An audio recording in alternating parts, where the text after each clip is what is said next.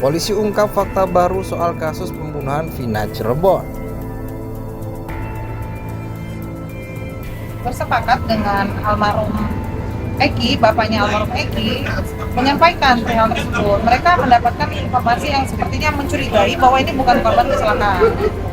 Nah, oleh karenanya bapaknya Eki lah yang mengambil alih permasalahan ini, gitu. Dan keluarga Vina mengikuti apa saja yang memang diarahkan oleh bapaknya Eki, gitu. Ya, karena kan Bapak Eki adalah seorang anggota Polri yang mungkin dirasa bisa dipercaya lah untuk menelusuri siapa-siapa saja yang diduga terlibat, kan gitu. Sampai saat ini kita tidak ada komunikasi dan kita coba menghubungi Pak Rudiana tapi belum menjawab. Begitu. Muhammad Rizky Rudiana atau Eki, saya mohon kepada seluruh warga negara Indonesia agar jangan membuat kami lebih sakit. Eki adalah anak kandung kami yang mana menjadi korban daripada kelompok-kelompok yang kejam.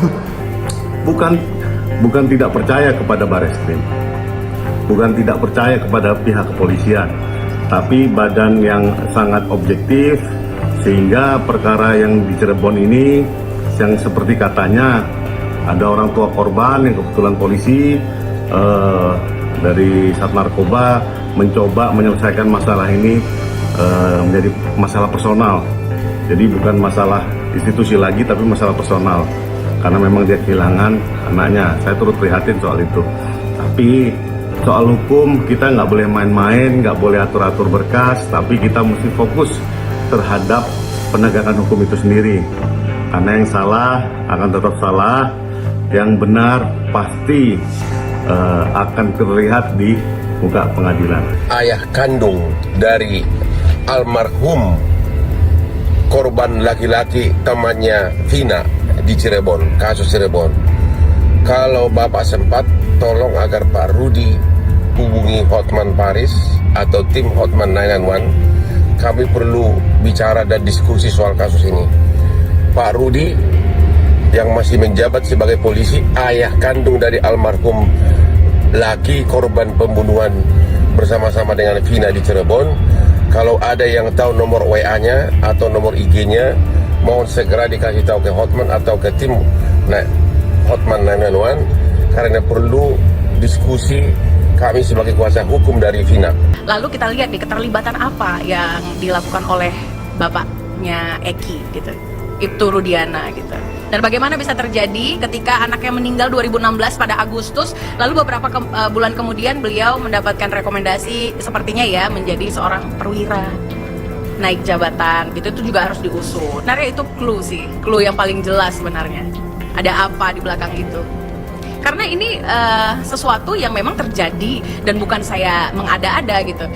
Kan kalau kita menganalisa itu kan dari berbagai sudut pandang, maka saya melihatnya dari situ dulu. Dari ada apa, lalu dia dapat jabatan, dapat penghargaan, itu kenapa?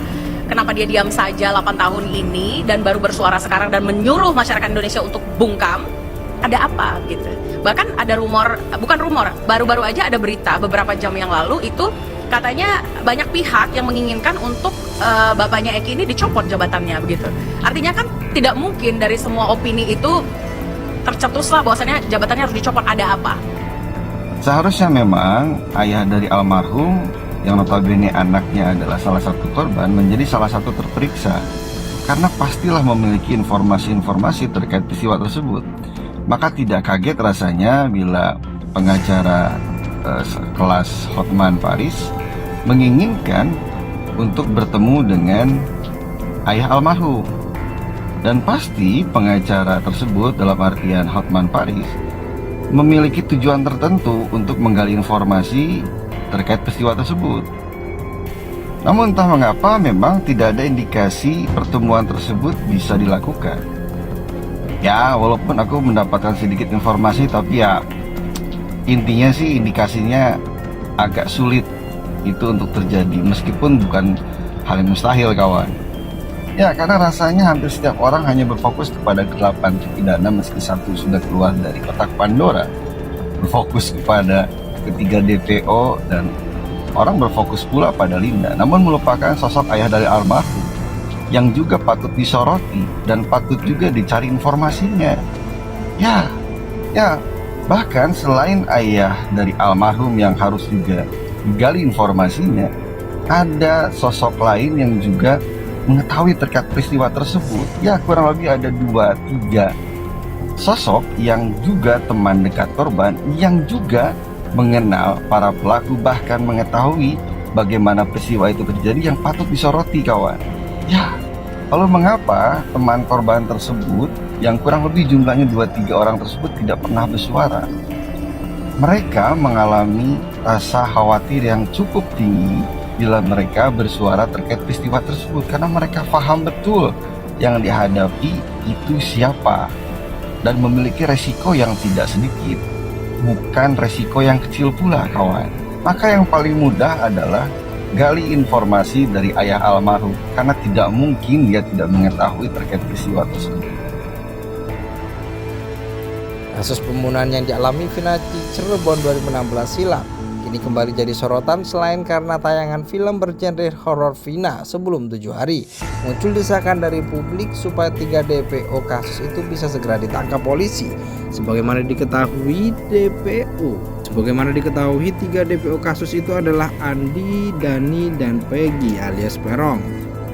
Meski ciri-cirinya sudah disebarluaskan, tapi hingga sekarang Polda Jabar belum mengetahui keaslian identitas dari ketiganya. Fakta baru kemudian disampaikan Direktur Reses Kriminal Umum Polda Jabar Kombes Pol Surawan.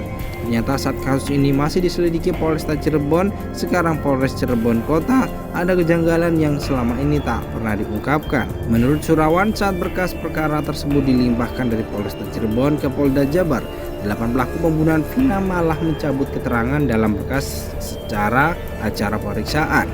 Padahal menurutnya saat masih diperiksa di Cirebon mereka kooperatif dan menjelaskan mengenai keterlibatan Peggy CS. Pada saat tersangka 8 orang ini memberikan keterangan di Polresta, mereka kooperatif memberikan keterangan apa yang sesuai mereka lakukan. Lalu ketika kasus ini dilimpahkan ke Polda, mereka beramai-ramai mencabut keterangannya dan tidak mengakui perbuatannya, termasuk keterangan soal 3 DPO ini, katanya saat dihubungi Detik Jabar. Dari keterangan yang ia dapatkan, Surawan menegaskan penyidik saat itu tidak melakukan intervensi apapun kepada para tersangka saat diperiksa. Tapi yang terjadi kemudian mereka mencabut keterangannya saat kasus ini dilimpahkan ke Polda Jabar. Tidak ada intervensi, justru mereka cabut keterangannya, kendalanya mereka cabut keterangannya, ungkapnya. Surawan belum memberikan penjelasan kenapa ke-8 pelaku pembunuhan Vina mencabut keterangan. Kondisi itu kemudian menyulitkan penyidik untuk memburu 3 DPO yang kini ciri-cirinya sudah disebar Polda Jabar.